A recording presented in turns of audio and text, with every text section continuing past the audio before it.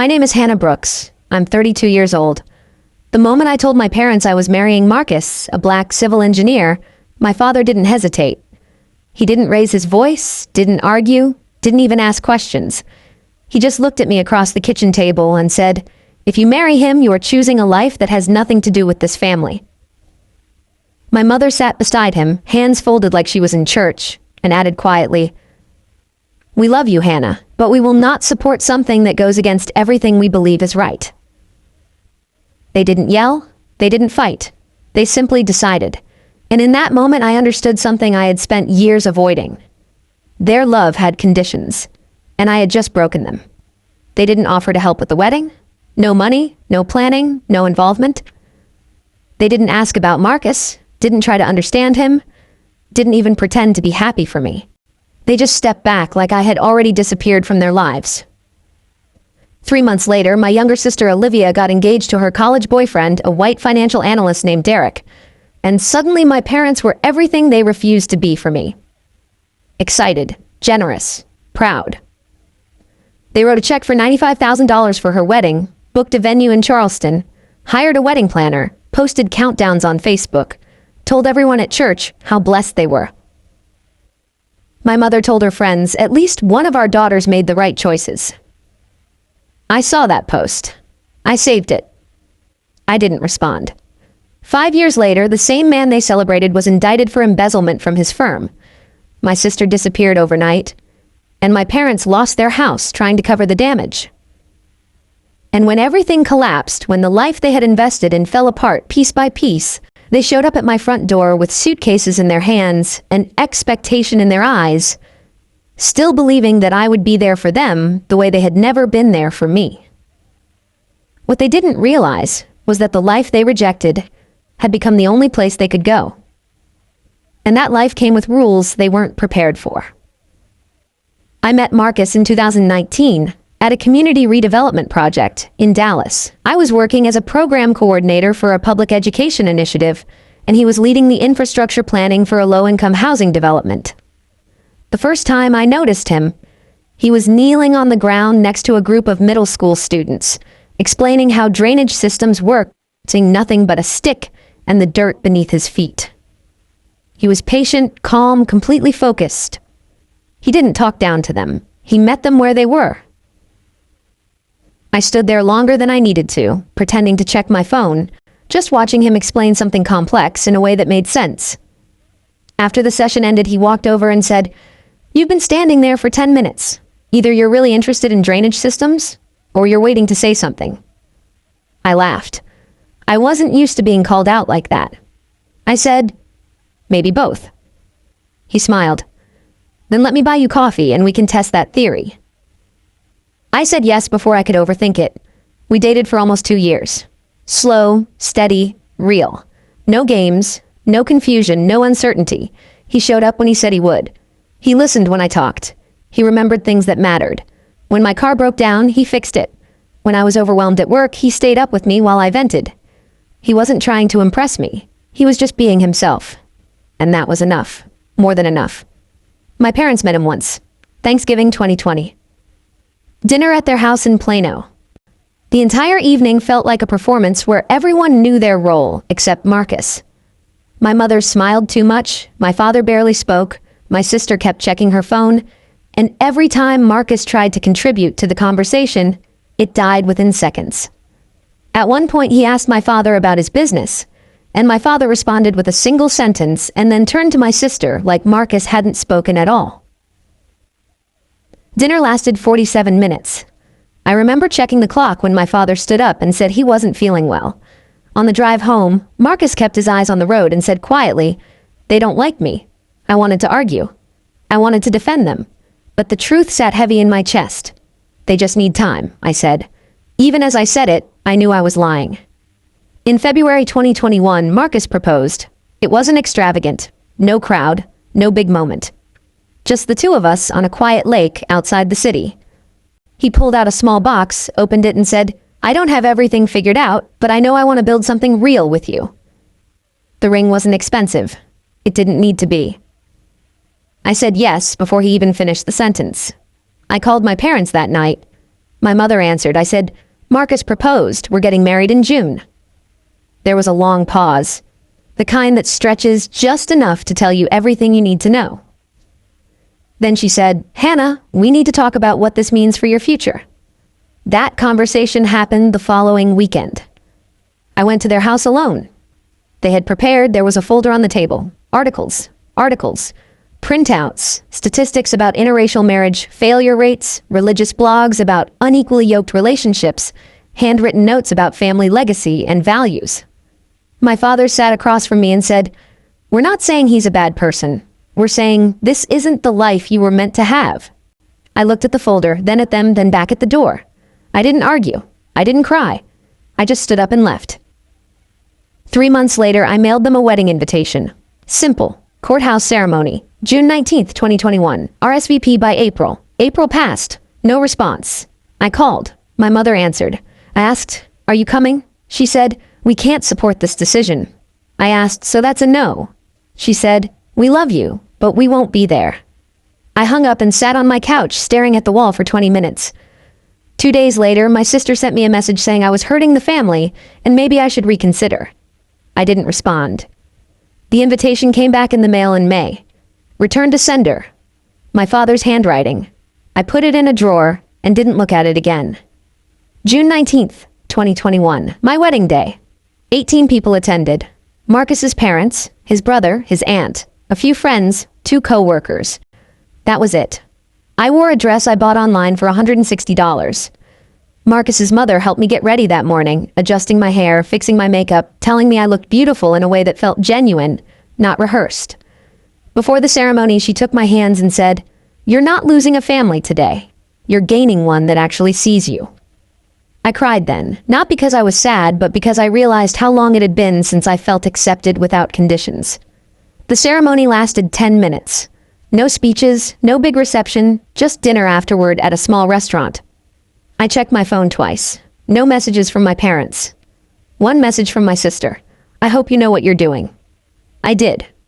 I still do. 6 weeks later, my sister got married. I wasn't invited. I saw everything online.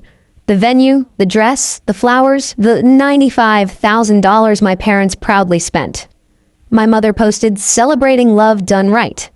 Someone commented asking about me. She replied, We have one daughter who chose the path we raised her for. I saved that screenshot. I didn't respond. The months after my wedding were quiet. Marcus and I built our life piece by piece. Small apartment, shared routines, real partnership. He got promoted in 2022. His salary jumped. I moved up at work. We weren't rich, but we were stable, comfortable, happy in a way that didn't require anyone else's approval. And while we were building something real, my parents were investing everything into my sister's perfect life. They had no idea what it would cost them. In 2022, my brother-in-law Derek launched what he called a private investment group. He announced it casually at first, just among family, talking about opportunities, connections, high-return portfolios that regular investors didn't have access to. My parents trusted him immediately. He was everything they believed in. Educated, well-spoken, familiar, safe. He wore suits, quoted scripture at dinner, talked about discipline and stewardship like he had built everything himself. My father admired him. My mother bragged about him. They invested $40,000 within the first 3 months. At first, everything looked perfect. Quarterly statements showed growth. Consistent returns, 15 to 18%. Derek explained it as strategic positioning and private equity timing. My parents didn't question it. Why would they? This was the son-in-law they had chosen, the one they celebrated, the one they trusted more than their own daughter. They told their friends, encouraged others to join, brought people in from church, from their social circle, from neighbors who trusted their judgment. By early 2023, over 60 people had invested. The total pool was just under $900,000. Derek hosted small gatherings at their house, explaining the system, answering questions, smiling confidently. My sister sat beside him, managing emails, sending updates, reinforcing everything he said. She looked proud, like this was her success too. What none of them realized was that there were no real investments, no portfolio, no strategy. Derek was moving money from new investors to pay returns to earlier ones. A cycle that only worked as long as new money kept coming in. A system built on trust and ignorance. My parents didn't see the warning signs, even when withdrawals became slower. Even when Derek started delaying payments with vague explanations about market conditions. They defended him, trusted him, backed him completely. In late 2024, the first real crack appeared. One of the investors, an older woman from their church, needed to withdraw her full investment for medical expenses. Derek delayed. Weeks passed, excuses piled up. Eventually, he paid her, but the delay raised questions. Quiet ones at first. Conversations after church. Doubts whispered behind closed doors. My father dismissed all of it. People panic when they don't understand finance, he said. Derek knows what he's doing. By early 2025, more people started asking for their money back. Derek couldn't keep up. The system was collapsing. The pressure built quickly. Calls, emails, demands. He started avoiding people. Stopped attending gatherings. My sister handled most of the communication, sending reassuring messages, asking for patience, promising everything was under control. It wasn't. In October 2025, someone filed a complaint with the state authorities. That's when everything unraveled. The investigation was fast. Too many people involved. Too much money missing. By December, Derek was arrested. Charges of fraud, embezzlement, financial misconduct. It was all over the local news. His face, his name, his investment group exposed for what it really was. My parents saw it on television. The man they had defended, the man they had trusted, the man they had chosen over their own daughter. In handcuffs, they tried calling my sister. No answer. They drove to her house, empty. She had packed everything and left sometime during the night. No note, no explanation, just gone. 2 days later, they discovered something worse. A loan taken out in my mother's name, $35,000.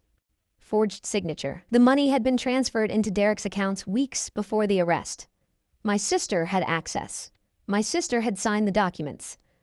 That's when the truth finally settled in. It wasn't just Derek. She knew. She helped.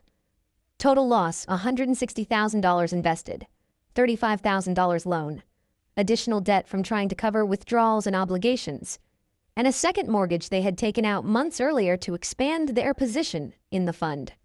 They couldn't recover. By January 2026, they were behind on payments. By February, foreclosure proceedings began. Their house, the one they had lived in for over 30 years, was no longer theirs. They didn't call me. Not then. Not when everything was collapsing. They waited until they had nothing left. And then they came to me. February 2026. Saturday afternoon. Doorbell ringing. 2 suitcases. The same people who had told me I wasn't part of their family now standing on my porch asking for help like none of that had ever happened. That night, after they left, I sat with Marcus in the living room. The house was quiet. Our son was asleep upstairs.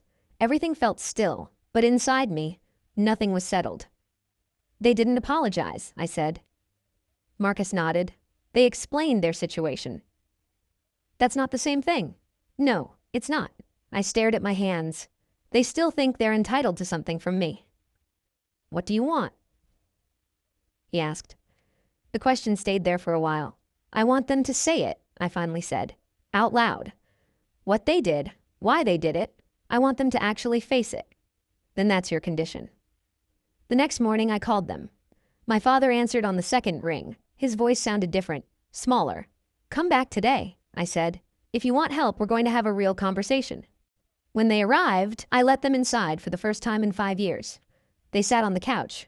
Marcus stood near the doorway. I sat across from them with a notepad in my hands. I'm going to be very clear, I said. If you want my help, it comes with conditions. They didn't interrupt. First, you will publicly acknowledge what you did. Not just to me, but why. You rejected my marriage because of Marcus's race. You used your beliefs as an excuse. I want you to say that, clearly. My mother's face tightened. My father didn't move. Second, you will attend 4 counseling sessions. Not with me. With a professional. You will actually do the work. Silence. Third, you will acknowledge Marcus as my husband. Not tolerate him. Not avoid him. Respect him. My father swallowed. Fourth, you will recognize our child as your grandchild. Publicly. No more pretending he doesn't exist. My mother started crying.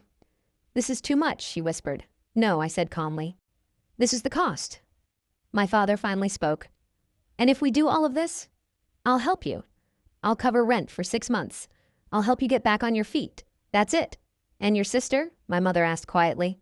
No, I said immediately. I will not support her. Not financially. Not with housing. She made her choices. She's still your family, my mother said. I looked at her. So was I. Silence filled the room. I stood up. You have 48 hours to decide. They left without arguing. 2 days later, my father called. We'll do it, he said. His voice was shaking. All of it. And for the first time in 5 years, they chose me. And for the first time in 5 years, they chose me. I set the date for the apology the same day. March 20th, 2026. Sunday service. The same church where they had spent years building their reputation, where they had quietly justified their decisions, where they had allowed people to believe their version of the story. When I told my father the date, he hesitated for just a second. Not long enough to argue, but long enough to reveal what it would cost him. That's soon, he said. Yes, I replied. It is. Another pause. Then, we'll be there. Over the next 10 days, my father worked on the apology. He sent me drafts. The first one was vague, filled with soft language and passive phrases. We regret some of the decisions we made in the past and hope to move forward as a family. I rejected it immediately. I wrote back, this is not accountability. This is avoidance. Try again. The second draft was slightly better, but still careful, still protecting his image. Words like mistakes, misunderstandings, different perspectives. I rejected that one too. Name it, I wrote. Say what it actually was. The third draft came 2 days later. It was longer, more direct. He used the word racism once, buried in the middle. I sent it back again. Not buried, not softened. If you want my help, you tell the truth. The fourth draft was the one. 2 full pages. No excuses. No deflection. Just facts. I read it twice before responding. Then I wrote, this is acceptable. March 20th, 2026. The morning of the service. Marcus and I arrived early. We didn't sit in the front. We didn't need to. We took seats in the back, quiet, observant. Our son sat between us, swinging his legs, unaware of the weight of the moment. My parents arrived 10 minutes before it started. My father held the printed pages in his hand. I could see them shaking even from across the room. My mother kept her eyes down, avoiding everyone. When the service began, everything felt normal. Music, announcements, prayer. And then, just before the sermon, the pastor stepped forward and said, this morning we have something important to address. Gerald and Diane Brooks have asked for time to speak. The room shifted. People turned. Curiosity. Confusion. My father walked to the front slowly. Each step looked deliberate, like he was forcing himself not to turn around. He stood at the podium, unfolded the pages, adjusted the microphone, and for a moment he didn't speak. He just stood there. Then he looked up. His eyes found mine in the back row. I didn't smile, I didn't nod. I just watched. He began. 5 years ago, our daughter made a decision to marry a man we did not approve of. The truth is, our disapproval had nothing to do with his character and everything to do with his race. Went silent. Completely silent. You could feel it. He continued, voice steady but tight. We told ourselves it was about values, about faith, about the future we wanted for her. That was not the truth. The truth is that we were uncomfortable. We were prejudiced. And instead of confronting that, we hid behind our beliefs. My mother started crying beside him. We rejected our daughter, he said. We refused to attend her wedding. We cut her out of our lives. We ignored her attempts to reach us. And when our other child made choices we approved of, we rewarded those choices financially and publicly, while punishing the daughter who chose differently. A few people shifted in their seats. Some looked down. Some stared straight ahead. He didn't stop. We gave one daughter nearly $100,000 for her wedding. We gave the other nothing. Not support. Not presence. Not love. And we told ourselves we were right. His voice cracked slightly, but he didn't pause long. That decision cost us more than we understood at the time. It cost us 5 years with our daughter. It cost us knowing our grandchild. It cost us a relationship we may never fully repair. 15 seconds passed where no one moved. Then he said the last part. We were wrong. Not partially. Not situationally. Completely. We allowed racism to guide our actions. We used faith as a shield to avoid confronting it. And we hurt our daughter in ways that cannot be undone. We are sorry. We are accountable. and we are committed to doing better, whether we are forgiven or not. Silence. Long, heavy silence. Then one person clapped. Slow, deliberate. Then another, then a few more. It wasn't overwhelming. It wasn't unanimous. Maybe half the room joined. A few people stood up and left. One family walked out without even looking back, but others stayed. Some nodded, some wiped their eyes. After the service, people approached them. Some offered support. Some kept their distance. One older woman shook my father's hand and said, "That took more honesty than most people are willing to give." Another man avoided eye contact entirely and walked past them like they didn't exist. I didn't go up to them right away. I let them stand in that space. Let them feel it. When I finally walked over, my mother looked at me like she was waiting for a verdict. I didn't hug her. Not yet. I just said, "That was what I asked for." My father nodded. We meant every word. I believed him. That was new. That afternoon they came to our house. This time there was no hesitation at the door. I opened it and stepped aside. "Come in." It was a small moment, but it carried weight. They stepped into a life they had refused to acknowledge for 5 years. Our home, our space, our reality. Our son stood in the hallway, watching them, curious, unsure. My mother knelt down slowly. "Hi," she said softly. "I'm your grandma." He looked at me first. I gave a small nod. He stepped forward cautiously. She reached out but didn't touch him right away. She waited. That mattered. When he finally leaned closer, she gently took his hand. And just like that, 5 years of absence met a moment of possibility. We kept the visits structured at first. Short, supervised, intentional. They showed up on time. Every time. They brought small things, books, snacks, not as gifts to impress, but as gestures to connect. My mother started baking again. My father learned how to sit on the floor and build toy blocks without looking uncomfortable. They went to their counseling sessions. All 4. Then they kept going beyond that. Not because I asked, but because they needed to. They talked about things they had never said out loud before. About bias. About fear. About the way they had been raised and how they had never questioned it. It wasn't quick. It wasn't clean. There were moments where old habits slipped through. Words that needed correcting. Reactions that needed addressing. And every time it happened, I didn't ignore it. I didn't let it pass. I called it out. Calmly. Directly. And to their credit, they didn't argue. They listened. 3 months later, my father sat across from Marcus at our kitchen table and said, "I misjudged you. Not because of anything you did, but because of something in me. And I'm sorry." Marcus looked at him for a long moment, then said, "I appreciate you saying that." It wasn't dramatic. It wasn't emotional. But it was real. By summer, things felt different. Not perfect. Not fully repaired. But moving. My parents had an apartment. They were working again, rebuilding slowly. They had lost almost everything, but for the first time they weren't pretending anymore. One evening, we were all in the backyard. Marcus was grilling. Our son was running through the grass. My mother was laughing at something small, something simple. My father stood beside me, watching it all. "I don't know how to make up for 5 years," he said quietly. "You don't," I replied. "You don't make it up. You just stop wasting the time you have left." He nodded. After a moment he asked, "Why did you help us?" I thought about it. Really thought about it. "I didn't help you because you deserved it," I said. "I helped you because I wasn't going to become the kind of person who withholds love to feel right. I wasn't going to repeat what you did to me." He didn't respond right away. His eyes stayed on my son laughing in the yard. "That's something we should have taught you," he said. "You didn't," I replied. "But I learned it anyway." Later that night, after everyone left, I stood in the hallway looking at 2 photos on the wall. One from our wedding day. Small, simple, filled with people who chose to be there, and one from earlier that afternoon. All of us together. Not perfect. Not polished. But real. The difference between those 2 photos wasn't time. It was truth. My parents gave my sister everything they thought mattered, money, approval, status, and it all collapsed. They gave me nothing. And I built something anyway. 5 years later, when they had nothing left, I gave them something they couldn't buy. Not a reset, not a clean slate. A chance. And chances don't erase the past. They just make the future possible.